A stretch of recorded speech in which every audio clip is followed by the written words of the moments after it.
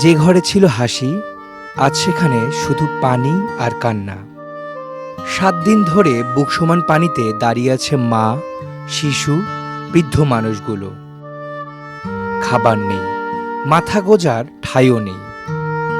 একটা সময় ছিল যখন এই উঠোনে বাচ্চারা খেলতো, সন্ধ্যায় ধোয়া উঠত রান্নাঘর থেকে। আজ সেই ঘরগুলো পানির নিচে নিশ্চুপ, নিথর। দক্ষিণ পূর্ব বাংলাদেশের টানা ভারী বর্ষণে আর পাহাড়ি ঢলে নেমে এসেছে নিদারুণ বিপর্যয়। চট্টগ্রাম বিভাগের সাতকানিয়া সহ একাধিক উপজেলা আজ পানির নিচে।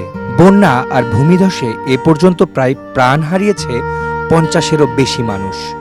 আর নিজের ভিটে মাটি ছেড়ে অসহায়ের মতো পানিবন্দী হয়ে আছে প্রায় 10 লাখ মানুষ। সাঙ্গু নদীর পানি বিপদসীমা ছাড়িয়ে যাওয়ায় নিচু এলাকাগুলো একেবারে তলিয়ে গেছে। এখানে আজ থেকে প্রায় গত পরশু থেকে এখানে পানি প্রবাহিত বেশি হচ্ছে আর কি। তো আমরা অনেক ভোগান্তিতে আছি। আমাদের বাড়িও ডুবে গেছে, মানে ওই পাশ থেকে পাশে একটু পানি বেশি হয়ে গেছে। সাঙ্গু নদীর ওদিক দিয়েও অনেক পানি। না, সেরকম এখানে সহযোগিতা আসে না সরকারিভাবে কোনো। এখানে এরকম যারা বিত্তবান আছে, পয়সাওয়ালা আছে, তারা সবাই একটু করে দিচ্ছে বা দেয় না, এরকমই আর কি। সাতকানিয়া উপজেলায় প্রায় 70-80% এলাকা এখন পানির নিচে। চট্টগ্রাম ও কক্সবাজার মহাসড়কের একটি বড় অংশ ডুবে যাওয়ায় বিচ্ছিন্ন হয়ে পড়েছে যোগাযোগ ব্যবস্থা। ফলে ত্রাণ পৌঁছাতেও দেখা দিচ্ছে বিলম্ব। এদিকে হাজার হাজার হেক্টর কৃষিজমি বন্যার পানিতে নষ্ট হয়ে গেছে, যা ইতিমধ্যেই সংকটে থাকা মানুষগুলোর জন্য অর্থনৈতিক ক্ষতিকে আরও গভীর করে তুলেছে।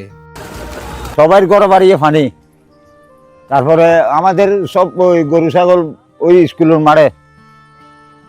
সেই জন্য তো আমরা আজকে 5 দিন দুঃখতে আছি। কেউ আমাদের কাছে কেউ কিছু নিয়ে আসে না। সাতকানিয়ার মানুষ এখন তাকিয়ে আছে আকাশের দিকে। কবে থামবে এই বৃষ্টি? কবে ফিরবে ঘরে? যাদের সঞ্চয়, স্বপ্ন আর স্মৃতি ডুবে গেছে এক রাতের পানিতে, তাদের আজ একটাই প্রার্থনা, কবে থামবে এই বৃষ্টি? এই পানি হয়তো একদিন নেমে যাবে, কিন্তু যে ক্ষত রেখে যাচ্ছে তা শুকাতে লাগবে অনেক দিন। Kawsar Abedin, desk report, hello Bangladesh.